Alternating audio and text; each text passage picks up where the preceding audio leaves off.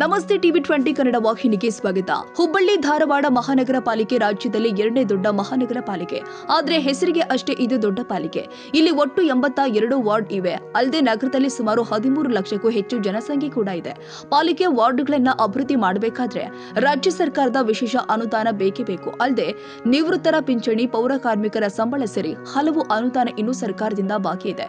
ಇವುಗಳನ್ನ ನಿರ್ವಹಣೆ ಮಾಡಲು ತೆರಿಗೆ ಹಣ ಅಷ್ಟೇ ಪಾಲಿಕೆಗೆ ಸಾಕಾಗೋದಿಲ್ಲ. ಹೀಗಾಗಿ ಹುಬ್ಬಳ್ಳಿ ಧಾರವಾಡ ಪಾಲಿಕೆಯ ಮೇಯರ್ ಜ್ಯೋತಿ ಪಾಟೀಲ್ ಅವರು 1 ತಿಂಗಳ ಹಿಂದೆಯೇ ಸಿಎಂ ಧಾರವಾಡಕ್ಕೆ ಬಂದಾಗ ವಿಶೇಷ ಅನುದಾನಕ್ಕೆ ಬೇಡಿಕೆ ಇಟ್ಟಿದ್ರು. ಆದರೆ ಇದುವರೆಗೂ ಯಾವುದೇ ಅನುದಾನ ರಾಜ್ಯ ಸರ್ಕಾರದಿಂದ ಬಂದೇ ಇಲ್ಲ. ಇನ್ನು ಪಾಲಿಕೆಯ ಹಲವು ಅನುದಾನವನ್ನ ರಾಜ್ಯ ಸರ್ಕಾರ ಬಾಕಿ ಉಳಿಸಿಕೊಂಡಿದೆ, ಅದು ಕೂಡ ಬಂದಿಲ್ಲ. ಇವೆಲ್ಲ ಬಾಕಿ ಅನುದಾನದ ಲೆಕ್ಕ ಮಾಡಿದ್ರೆ ಸುಮಾರು 200 ಕೋಟಿ ಸರ್ಕಾರದಿಂದ ಪಾಲಿಕೆಗೆ ಅನುದಾನ ಬರಬೇಕಾಗಿದೆ ಎನ್ನುತ್ತಾರೆ ಮೇಯರ್. ಮೊನ್ನೆ ಕೃಷಿ ಮೇಳಕ್ಕೆ ಆಗಮಿಸಿದಂಥ ನಮ್ಮ ಸನ್ಮಾನ್ಯ ಮುಖ್ಯಮಂತ್ರಿ ಅವರ ಒಂದು ನಾವೇನು ಮನವಿಯನ್ನು ಕೊಟ್ಟಿದ್ದೀವಿ ಅವರಿಗೆ, ನಮ್ಮ ಮಹಾನಗರ ಪಾಲಿಕೆಯಿಂದ ನಮ್ಮ ಸರ್ಕಾರದಿಂದ ನ್ಯಾಯಯುತವಾಗಿ ಬರಬೇಕಾದಂಥ ಅನುದಾನವನ್ನು ತಾವು ಕೂಡಲೇ ಅದನ್ನ ಕೊಡಬೇಕಂತೇಳಿ ನಾನು ಅವರಿಗೆ ಮನವಿಯನ್ನು ಮಾಡಿದ್ದೀನಿ.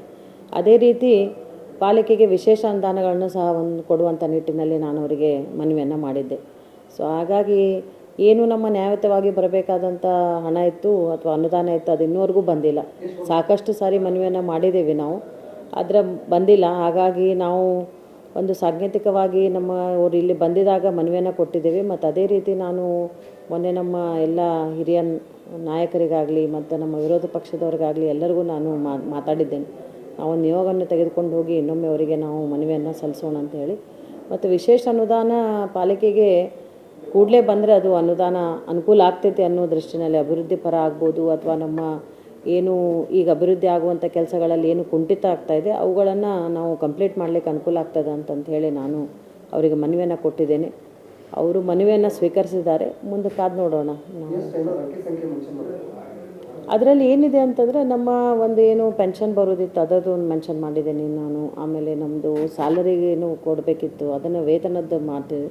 ಹಾಗಾಗಿ ಸಾಕಷ್ಟು ಒಂದು 10 ನಾವು ಪಾಯಿಂಟ್ಗಳನ್ನ ಮಾಡಿ ಅವರಿಗೆ ಆಯಾ ಹೆಡ್ನಲ್ಲಿ ಯಾವುದು ನಮ್ಗೆ ಪೇಮೆಂಟ್ ಬರಬೇಕು ಅಥವಾ ಬಂದಂಥ ಕಂಪ್ಲೀಟ್ ಅವರು ನಮ್ಗೆ ಏನು ಬಿಡುಗಡೆ ಮಾಡಿದಂಥ ಅನುದಾನದಲ್ಲಿ ಎಷ್ಟು ನಮ್ಗೆ ಕೊಟ್ಟಿದ್ದಾರೆ, ಅದರಲ್ಲಿ ಎಷ್ಟು ಬಾಕಿ ಇದೆ ಅದನ್ನು ಸಹ ನಾನು ವಿವರವಾಗಿ ಕೊಟ್ಟಿದ್ದೇನೆ. ಅಲ್ಲ, ಅದು ಬೇರೆ ಬೇರೆ ಹೆಡ್ಸಲ್ಲಿ ಬೇರೆ ಬೇರೆ ಇದೆ. ಟೋಟಲ್ ಆಗಿ ನಮಗೊಂದು 200 ಕೋಟಿ ಬರಬೇಕು. 200 ಕೋಟಿ ಅನುದಾನ ಬರಬೇಕು ಎಲ್ಲ ಸೇರಿ. ಅದರಲ್ಲಿ ವಿಶೇಷವಾಗಿ ಸ್ವಲ್ಪ ಅದರ ಅನುದಾನ ಕೊಟ್ಟರೆ ಏನಾದ್ರು ಅನುಕೂಲ ಆಗ್ತೈತೆ. ಅದು 140 ಕೋಟಿ ಕೊಟ್ಟಿದ್ರು ಅವರು ನಮ್ಗೆ. ಯಾರು ನಂಗೆ ಗೊತ್ತಿಲ್ಲ, ನೋಡಿ ನಾನು ನಿಮ್ಗೆ ಹೇಳ್ತೇನೆ ಅದ್ರ ಬಗ್ಗೆ. ಅದನ್ನು ನಾನು ನಿಮ್ಗೆ ಯಾವ ಬಂದಿಲ್ಲ ರೀ, ಈಗಂತೂ ಯಾವುದು ರೀಸೆಂಟಾಗಿ ಬಂದಿಲ್ಲ. ಸೊ ಹಾಗಾಗಿ ಅದಕ್ಕೆ ನಾವು ಭಾಳ, ಯಾಕಂದರೆ ಹಿಂದಿನ ನಮ್ಮ ಮೇಯರ್ ಅವರಾಗಲಿ ಆಮೇಲೆ ನಮ್ಮ ಎಲ್ಲ ಅಧಿಕಾರಿಗಳಾಗಲಿ ಸತತವಾಗಿ ಪ್ರಯತ್ನವನ್ನು ಮಾಡ್ತಾ ಇದ್ದಾರೆ. ಸೊ ಅದಕ್ಕೆ ನಾನು ಹೇಳಿದೆ, ಈ ಸಾರಿ ನೀವು ನಮ್ಗೆ ನ್ಯಾಯವಾಗಿ ಬರಬೇಕಾದಂಥ ಅನುದಾನವನ್ನು ಕೊಡಲಿಕ್ಕೆ ಆಗಲಿಲ್ಲ ಅಂದರೂ ಸಹಿತ ಸ್ಪೆಷಲ್ ನಮಗೆ ಗ್ರಾಂಟ್ಸನ್ನು, ವಿಶೇಷ ಅನುದಾನವನ್ನು ನಮ್ಮ ಮಹಾನಗರ ಪಾಲಿಕೆಗೆ ಕೊಡಿ ಅಂತ ನಾನು ಮನವಿಯನ್ನು ಮಾಡಿದೆ. ಈ ಹಿಂದೆ ಇದ್ದ ಮೇಯರ್ ಕೂಡ ಸಿಎಂಗೆ ಮನವಿ ಮಾಡಿದ್ರು, ಆದ್ರೆ ಆಗ್ಲೂ ಕೂಡ ಅನುದಾನ ಬರಲಿಲ್ಲ. ಈಗ ಸ್ಥಳೀಯ ಜನಪ್ರತಿನಿಧಿಗಳ ನಿಯೋಗ ಕರೆದುಕೊಂಡು ಹೋಗಿ ಸಿಎಂಗೆ ಭೇಟಿ ಮಾಡಬೇಕು ಅಂತ ಪಾಲಿಕೆಯಲ್ಲಿ ಆಡಳಿತದಲ್ಲಿ ಇರುವ ಬಿಜೆಪಿ ಸದಸ್ಯರು ನಿರ್ಧಾರ ಮಾಡಿದ್ದಾರೆ. ಆದ್ರೆ ಹಳೆಯ ಅನುದಾನ ಕೊಡದೆ ಇದ್ರೂ ವಿಶೇಷ ಅನುದಾನ ಅಂತ 100 ಕೋಟಿ ಕೊಟ್ಟರು ಕೂಡ ಅಭಿವೃದ್ಧಿ ಜೊತೆ ಉಳಿದ ಪಿಂಚಣಿ ಮತ್ತು ಸಂಬಳ ಕೊಡಲು ಅನುಕೂಲ ಆಗಲಿದೆ ಎಂದು ಜನ ಕೂಡ ಮನವಿ ಮಾಡ್ತಾ ಇದ್ದಾರೆ. ರಾಜ್ಯ ಸರ್ಕಾರಕ್ಕೆ ಮನವಿ ಮಾಡಿ 1 ತಿಂಗಳಾದ್ರೂ ಕೂಡ ಅನುದಾನ ಬಂದಿಲ್ಲ ಎಂದು ಮೇಯರ್ ಹೇಳ್ತಾ ಇದ್ರೆ, ಮತ್ತೊಂದು ಕಡೆ ಜನರೇ ಈಗ ಸಿಎಂ ಅವರಿಗೆ ಅನುದಾನ ನೀಡಿ ಎಂದು ಕೇಳುವಂತಾಗಿದೆ. ಸರ್ಕಾರ ಈ ಬಗ್ಗೆ ಯಾವ ನಿರ್ಧಾರ ತೆಗೆದುಕೊಳ್ಳುತ್ತೋ ಕಾದು ನೋಡಬೇಕಾಗಿದೆ.